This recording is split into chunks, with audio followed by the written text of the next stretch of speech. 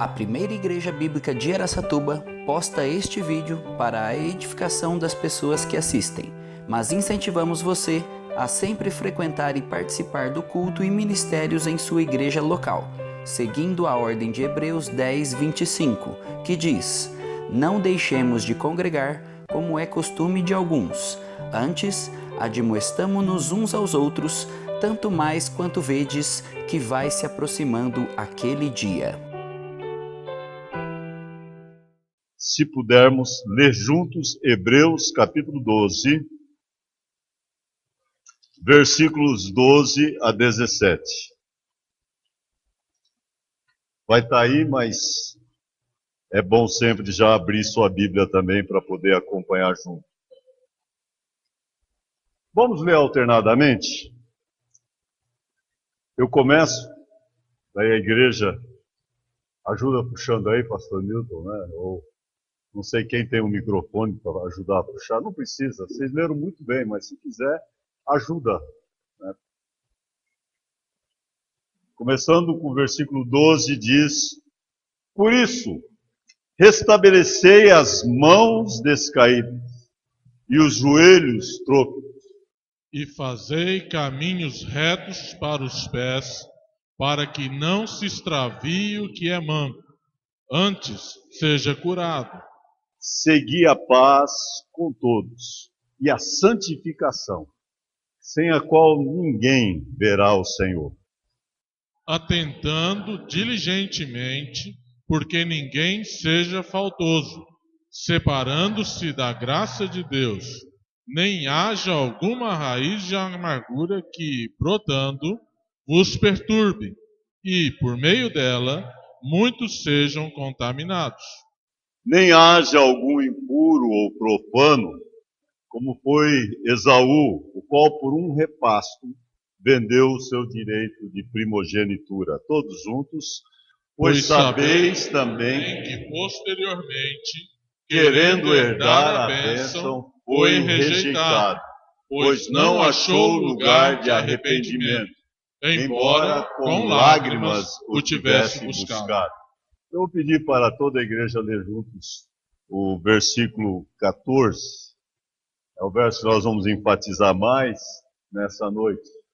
Verso 14, todos juntos, pode voltar isso. Segui a paz com todos e a santificação, sem a qual ninguém verá o Senhor.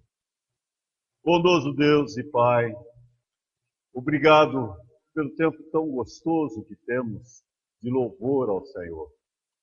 Eu estava vibrando, cantando junto com as letras daquilo que nós entoamos para Ti, Pai.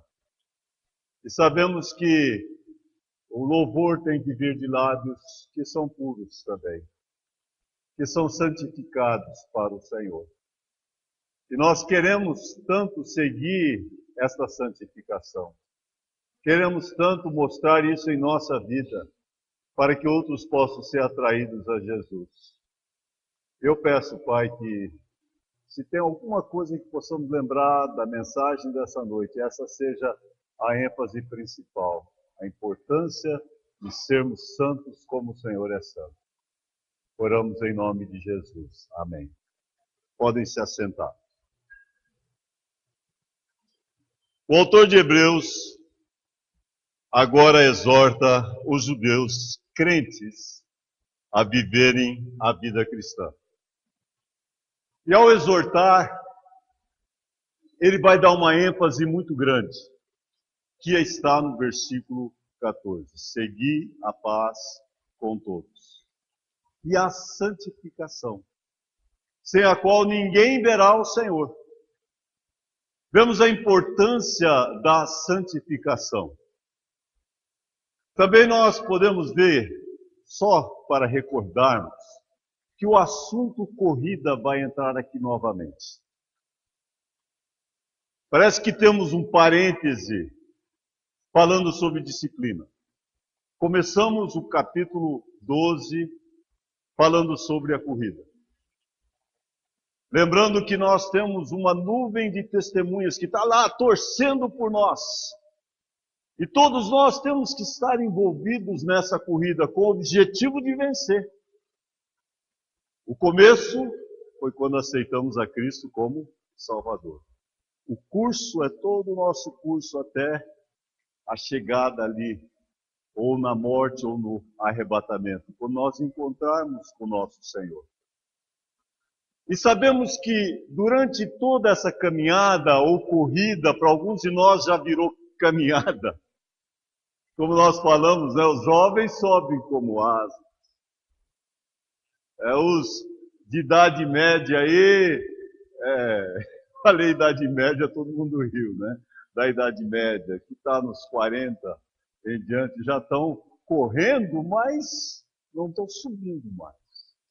E daí chega nós, dos 60 em diante, que estamos procurando andar. E o importante em tudo isso é continuar. Nós não podemos parar, nós temos que andar olhando, ou correr olhando para Jesus. Eu estou vendo a minha figura ali.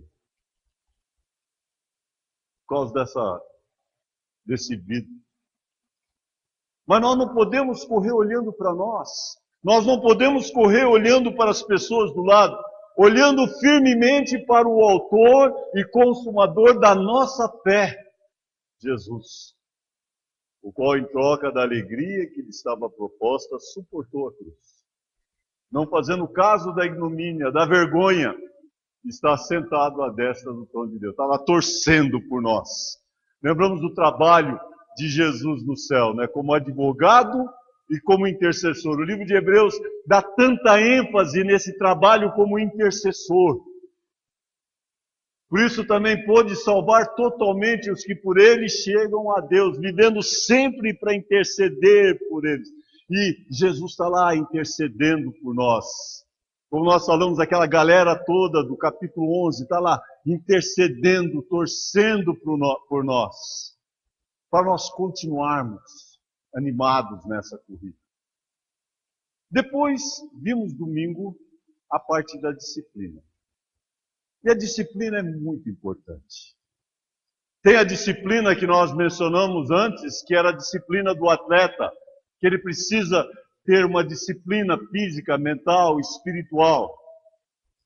Mas Paulo passa a falar sobre a disciplina que é a correção. E quando nós mencionamos a correção, nós vimos que tem 4 tipos de correção. Estão lembrados? Indo na sequência, é tão mais fácil lembrar, né? Correção preventiva. Corrigimos antes para a pessoa, nossos filhos, não caírem naqueles erros. A prevenção ou a correção que falamos que é punitiva. Quando a pessoa ou a criança faz uma coisa errada, precisa punir. Mas aí temos a correção corretiva. E mencionamos também que isso aplica tão bem em relação à palavra de Deus. Toda a Escritura é inspirada por Deus e útil para o ensino, que seria a preventiva, para a correção, que é igual, para a repreensão, e daí a educação na justiça. E essa educativa é o que vai demorar mais. E sabemos que nós temos que perseverar na disciplina de nossos filhos. E lembramos também, aplicando para nós, que a prova que somos filhos é que nós somos disciplinados. O pai disciplina o filho a quem ele ama. Mas daí Paulo vai voltar para o texto mencionando a corrida. E aí é que entramos no texto de hoje, e geralmente a gente menciona o livro de Hebreus, e Barnhouse disse o seguinte: Hebreus foi escrito para os hebreus, para dizer para os hebreus que não eram para ser hebreus. Redundância, né? Mas não era mais para ser hebreus, não tinha mais razão para viver como os judeus viviam. Há uma nova aliança, um novo pacto, e é exatamente isso que o livro de Hebreus traz para nós. A nova aliança. Não era para viver na velha aliança. Antes de entrarmos nas exortações, algumas palavras são importantes. Às vezes essas palavras aparecem como portanto, finalmente, por isso. Qual palavra que vai aparecer aqui no nosso texto?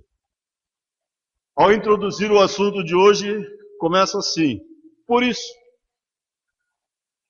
Por isso o quê? Por tudo que ele já havia dito, portanto, ou finalmente. Ainda bem que ele não usou finalmente, que você ia achar que era Paulo mesmo que escreveu. Mas o autor de Hebreus diz, por isso, porque agora, depois de todas essas doutrinas tão claras, tem algumas coisas práticas, exortações que são necessárias para a nossa vida cristã. Então agora ele vai trazer essas exortações para nós. Algumas exortações que vão nos ajudar na nossa vida cristã, na nossa caminhada ou na nossa corrida. Ou eu ia dizer, na nossa voada, né? Mas fica interessante aí. Mas vamos pensar na corrida, que é o meio termo dos dois. Primeiro subindo e por último caminhando. Não podemos fatigar. Nós temos que continuar.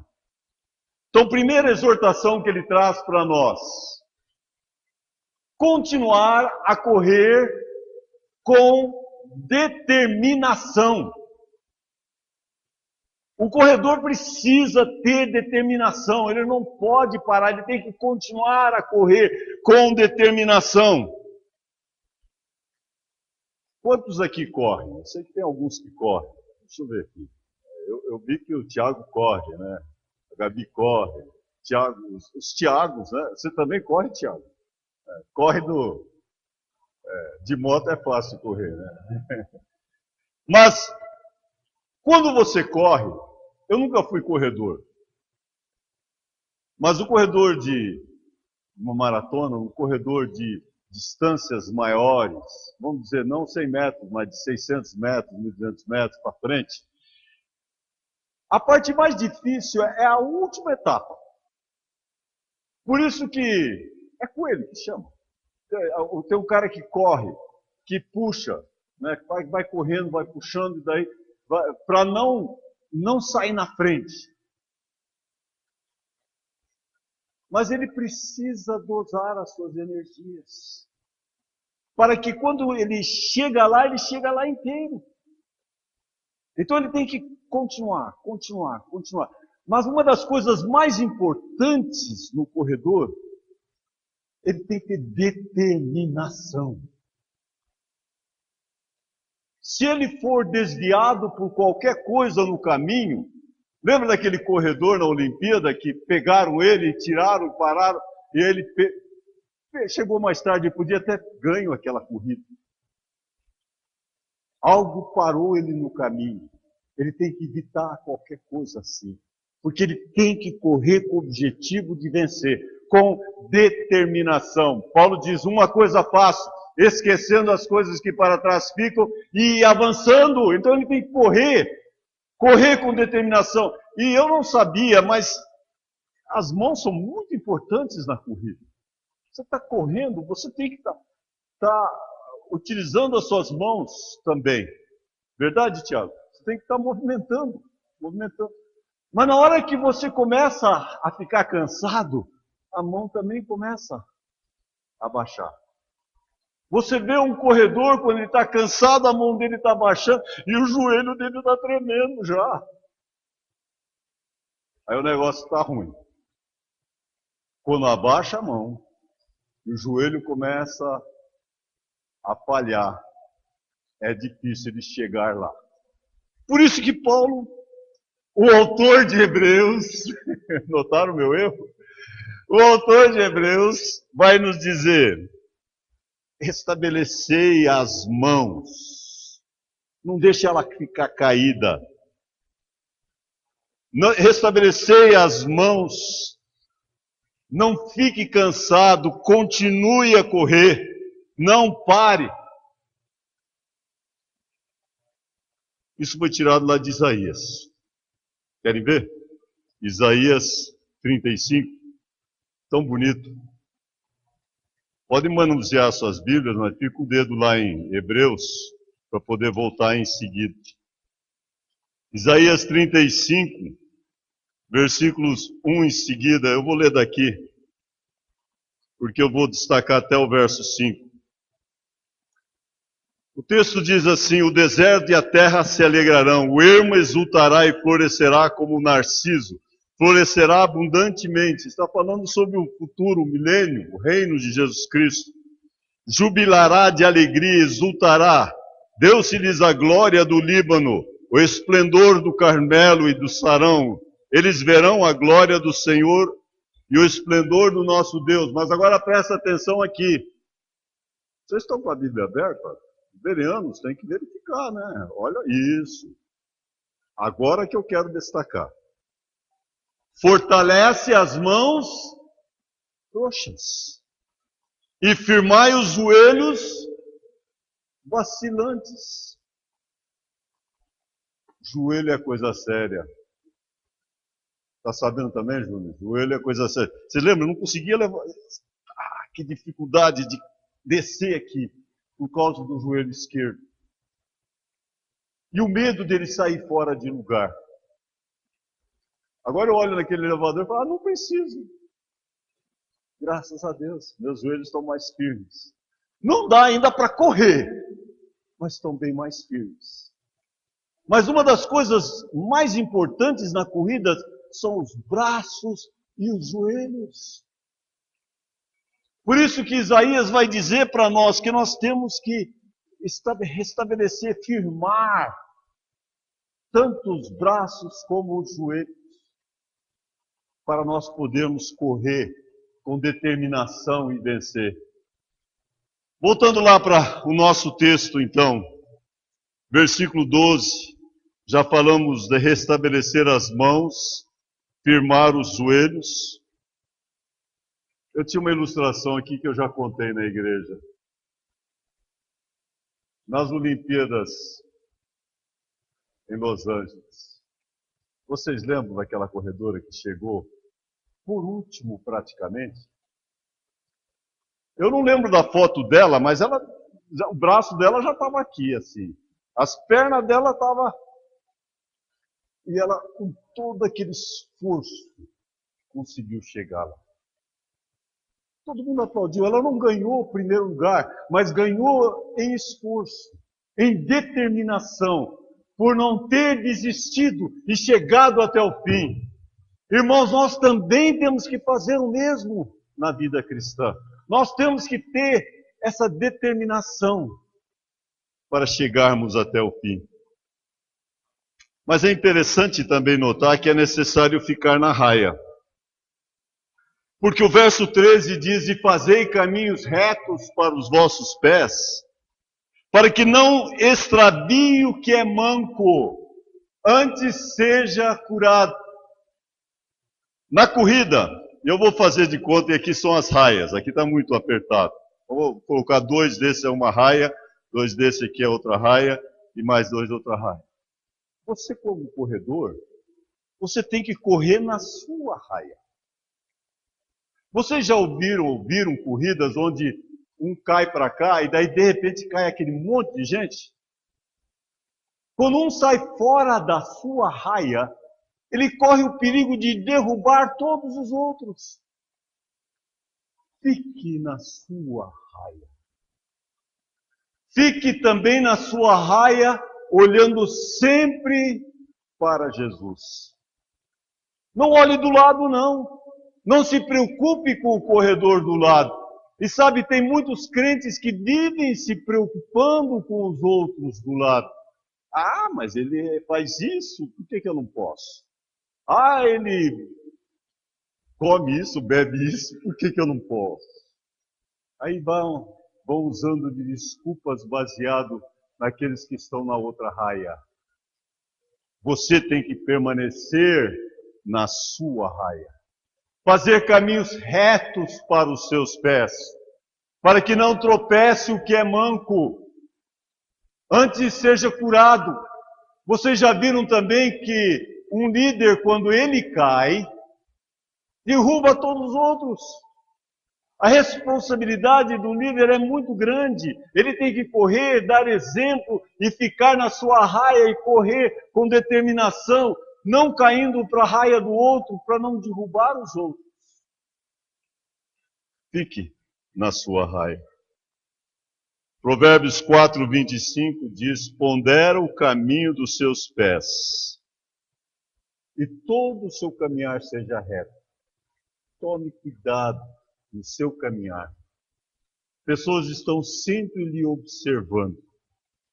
Então, a primeira exortação: continuar a correr com o quê? Determinação. A segunda exortação: seguir a paz e a santificação.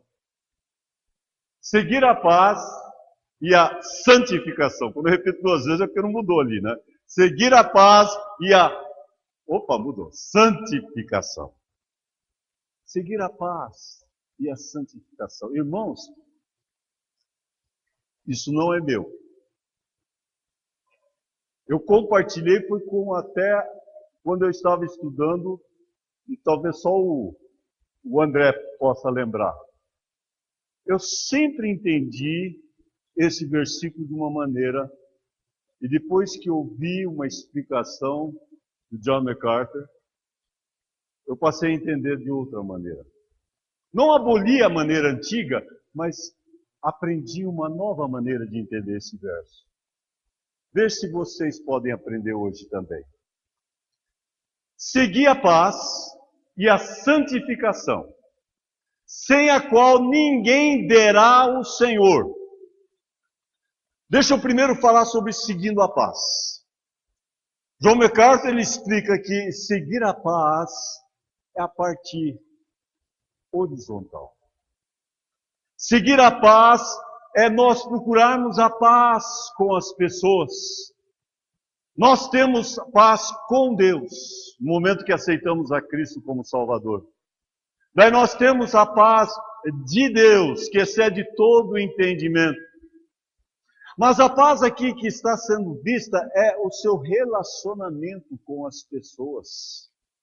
Seguir a paz com todos. E lembra que Romanos 12 fala, se possível, quando depender de vós, tende paz com todos os homens? Seguir a paz com todos significa que você vai fazer tudo possível para ter bons relacionamentos com todas as pessoas. Às vezes é difícil. Essa é a parte nossa horizontal. Onde nós relacionamos não é só com as pessoas crentes, é com todos. O texto diz, seguir a paz com todos. Se fosse só com os crentes, seguir a paz com os irmãos. É seguir a paz com todos. Esse é o nosso relacionamento um com os outros. Nós temos que procurar esta paz. Nós não podemos ser pessoas que estão caçando briga. Nós temos que ser reconciliadores. Pessoas que estão procurando ajudar a ter a reconciliação, primeiramente com Deus, e daí um com os outros. Seguir a paz com todos. Mas a segunda exortação que é nos dado que precisa de diligência. Por isso que eu coloquei essa palavra diligência. Você precisa fazer um esforço consciente para ter paz com todos. Porque não é fácil. Por mais que você tente, vai ser sempre mal entendido, pessoas vão querer ir contra você e vai querer trazer guerra. Mas a tua responsabilidade é seguir a paz com todos. Mas daí diz, e a santificação?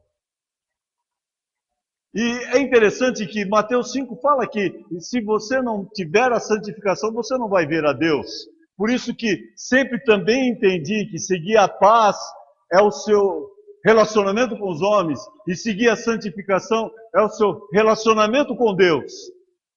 Seguir a paz com todos e a santificação, não só para você pessoalmente, mas para os outros poderem ver em você Deus. Foi essa parte que eu aprendi. Eu nunca tinha pensado que esse verso podia ser aplicado dessa forma, seguir a paz com todos e a santificação, sem a qual verá Deus, sem que os outros não vão ver Deus. Os outros vão poder ver Deus quando você está tendo uma vida santificada. Se você não está tendo uma vida santificada, os outros não vão ver Deus em você. Uma das maiores provas de ver Deus em você é a tua vida santificada. Por isso que é sempre vergonhoso quando você ouve de pastores, você ouve de pessoas chamadas crentes, né? Que dão aquele mau testemunho de moral. É vergonhoso. Porque justamente é vergonhoso para Deus. Seguir a paz com todos e a santificação, porque através de uma vida santificada você vai estar fazendo outros verem Deus em você. Como eu quero ter cada vez mais essa vida de santificação, para que outros possam ver Deus em mim. Você não quer? Todos nós devemos ter. Nós estamos estudando sobre intimidade. Queremos ter intimidade com Deus para ter mais santidade. Nós vamos cantar Santo, Santo, Santo no final. Porque a base da nossa santidade é Deus. Deus é santo, santo, santo. E na medida que contemplamos a Deus e temos intimidade com Deus, nós vamos refletir essa santidade em nossa vida. As pessoas vão notar a diferença em nós. E tem que ter isso. Outros precisam ver Deus em nós através da nossa vida santa. E há duas coisas então que esse texto está falando. Amar os irmãos, aspecto horizontal. Ser santo, para outros verem a Deus, pelo aspecto vertical. Sem o qual ninguém verá a Deus. Seguir, então, a paz e a santificação. Mas vamos para a nossa terceira exortação, um pouquinho mais pesada, a terceira exortação.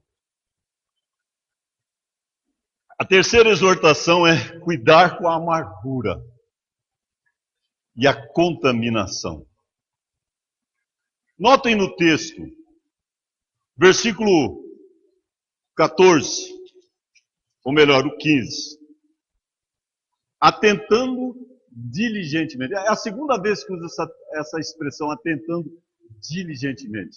Primeira vez que usou aqui nesse capítulo foi atentar diligentemente para Jesus. Considerar diligentemente.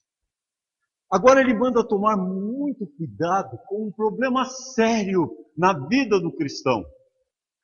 Atentando diligentemente porque ninguém seja faltoso, separando-se da graça de Deus. E essa terminologia em Hebreus às vezes nos deixa... O que é isso? Separar-se da graça de Deus. Para mim é uma pessoa que não é salva. Quem recebe a graça de Deus em sua vida é salvo.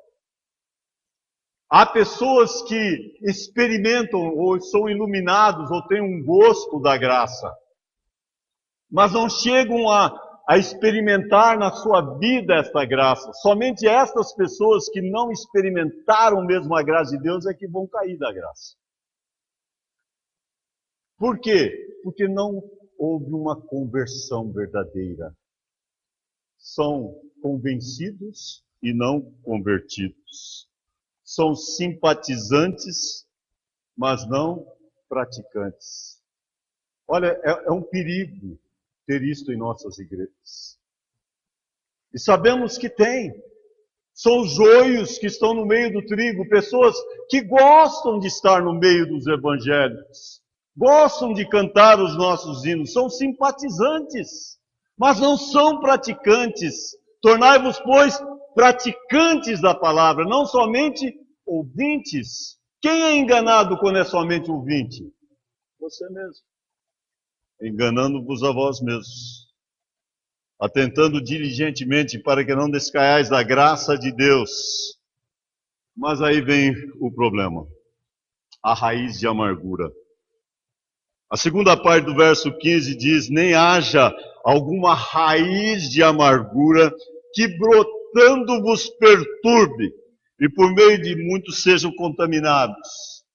Vocês sabem, meu irmão gostava bastante de falar sobre as 4 coisas que tiram o crente da batalha. Quantos lembram disso?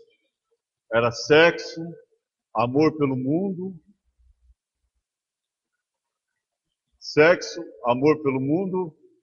orgulho e o último é ressentimento. Sexo, amor pelo mundo, orgulho e ressentimento tem desviado muitos crentes. Mas de todos, eu acho que o ressentimento é o pior. Tem tantos crentes que não voltam à igreja por causa de amargura, por causa de ressentimento, por causa de alguma coisinha pequenininha que ele foi ofendido e não quer voltar mais. Como que nós temos que tomar cuidado com a amargura? A amargura é descrito, se nós formos ver, veja Deuteronômio, mais uma vez, fica com o dedo ali em Hebreus e vamos olhar em Deuteronômio, capítulo 29, versículo 18.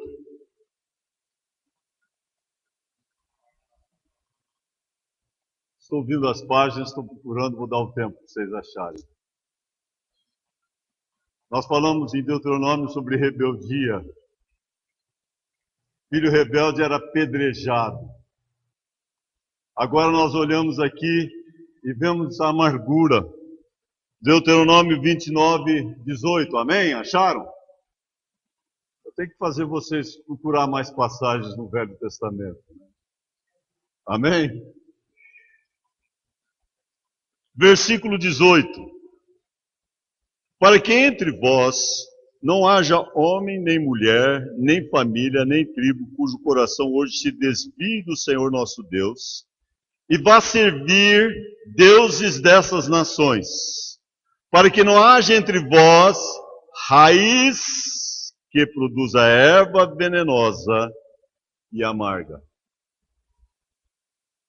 Como nós temos que tomar cuidado com isso? Raiz de amargura. Meu irmão sempre dizia, né? Tem que arrancar com raiz de tudo. Aquela amargura tem que sair do seu coração. Você não pode deixar nem um vestígio ali. Tira. Vai só te atrapalhar. E tem pessoas que passam a vida inteira com amargura, não esquecem de alguma ofensa. E eu sempre comparo com o elefante, porque diz que o elefante tem uma memória muito grande. Alguém faz um mal para o elefante, passa-se anos e anos e vai lá e... Se tiver uma oportunidade, pisa em cima. Passar reto aqui no antigo batistério, né? Não tem mais aqui nada, né, Paulinho? Você jogou em tudo aqui, suficiente para não ter mais. Mas a amargura é terrível. A amargura tem que ser arrancado de uma vez. Você não pode deixar aquele ressentimento brotar, crescer em seu coração, que ele vai crescendo, crescendo, fermentando. E sabe o que acontece? Não só você vira uma pessoa amarga, mas você faz todas as pessoas que você tem contato ficarem amargos também. Há uma influência muito grande quando uma pessoa tem ressentimento. Ela começa a falar mal da outra pessoa, começa a soltar suas mágoas.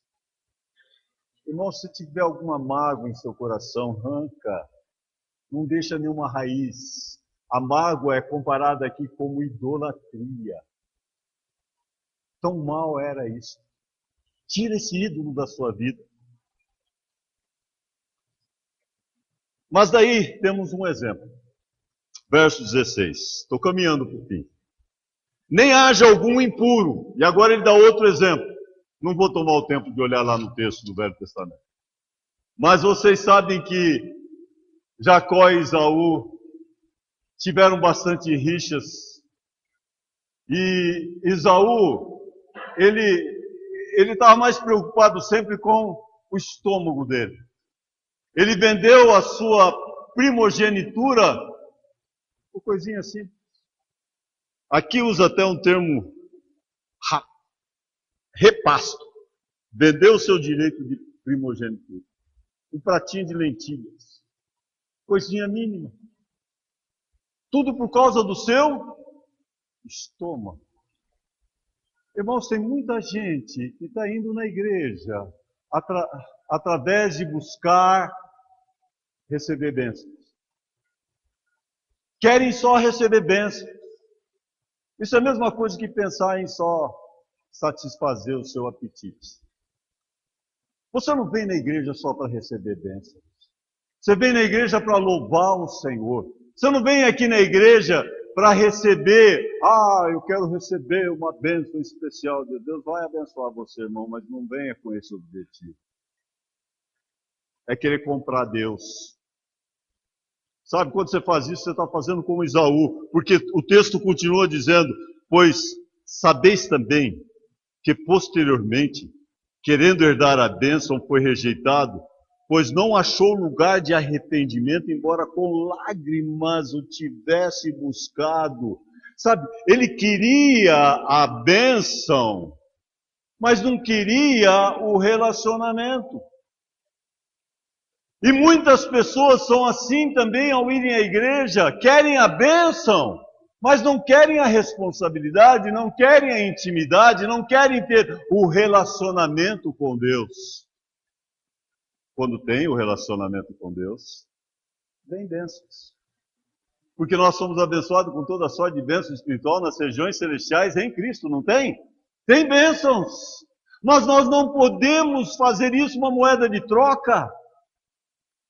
E também não adianta ficar implorando, chorando. Esaú chorou. Lágrimas de crocodilo. Não adiantou, não sei porque usa essa expressão lágrimas de crocodilo, porque eu nunca vi um crocodilo chorando, mas deve ter algum fundamento, né? São lágrimas que muita gente derrama, que não significa nada. O maior exemplo disso é o exemplo de Judas. Judas pode ter chorado bastante, mas era só remorso. Mas Pedro não. Teve lágrimas de arrependimento.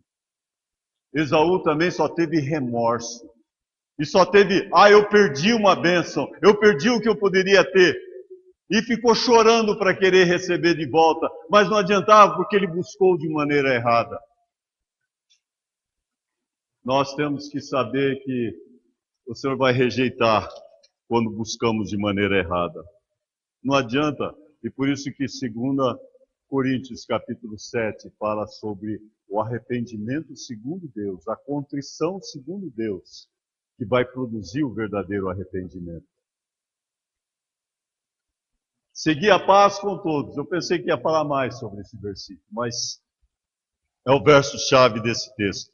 Segui a paz com todos e a santificação, sem a qual ninguém verá o Senhor. Mas para finalizarmos, nós lembramos daquele texto de Hebreus 3:3, que diz: exortai-vos mutuamente cada dia, para que nenhum de vós seja endurecido pelo engano do pecado. Irmãos, nós temos uma responsabilidade. Na nossa parte horizontal, mesmo que muitas vezes isso é difícil fazer, é nossa responsabilidade exortar mutuamente uns aos outros, para que ninguém seja endurecido pelo engano do pecado. Quando você vê um irmão com amargura, ele vem falar com você, exorta ele. Anima ele a talvez ir conversar com aquela pessoa que ele está com amargura para acertar. Vive em paz uns com os outros. Exortai-vos mutuamente cada dia. Cada dia nós vamos ter oportunidades de exortar pessoas, de animar as pessoas. Nessa corrida, nós não estamos sozinhos. Eu estou aqui nessa raia aqui correndo, tem um irmão aqui do outro lado. Talvez ele está começando a cansar. Eu tenho que falar, vai firme, vai, continua. Eu tenho uma ilustração final, parece semelhante a que o Francisco me contou outro dia sobre tiro. É sobre o arqueiro com seu discípulo. arqueiro, aquele com flecha. Ele estava ensinando o seu discípulo.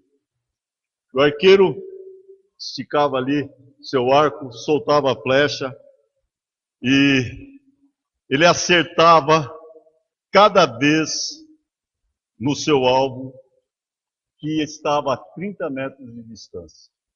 Olha que treinado ele era. 30 metros de distância. O discípulo não acreditava que ele conseguia acertar o seu alvo. Aí ele falou o seguinte: vamos fazer um teste com os olhos vendados? Ele colocou uma venda nos olhos. Pegou, esticou.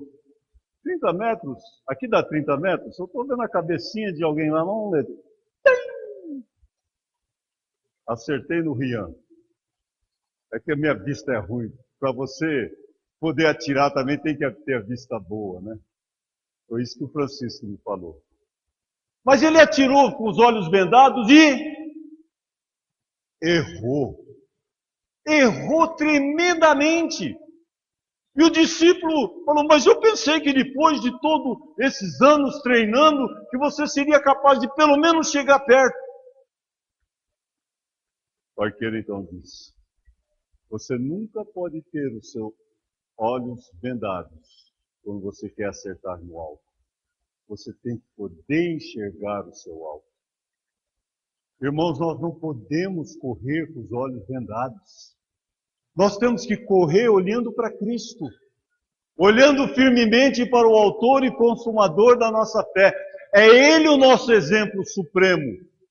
Sede meus imitadores como eu sou de Cristo, Paulo disse, mas Cristo é o padrão. Sede santos porque eu sou santo. Nosso padrão é Jesus. Nós temos que correr olhando para Cristo, o autor e consumador da fé, com determinação, deixando de lado qualquer coisa que atrapalha, contaminação, vivendo uma vida santificada, olhando para o Senhor, sendo mais e mais como o Senhor, para que o mundo possa ver Jesus em nós.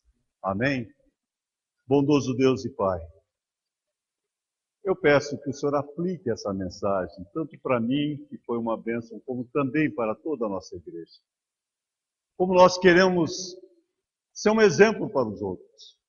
Mas não adianta se nós não vivermos uma vida santa, se não tivermos um padrão de santidade e sermos cada vez mais semelhantes a Jesus. E Pai, que nós possamos ter esse desejo de intimidade contigo. Essa semana, Pai, nós vamos estar lendo, orando, especialmente em relação à santidade. Que nós possamos olhar para Jesus. Não deixa nós ficarmos olhando do lado. Não deixa nós ficarmos preocupados com outras pessoas que talvez não estão seguindo o padrão, mas que nós possamos seguir o padrão celestial, sendo santo como o Senhor é santo. Em nome de Jesus. Amém.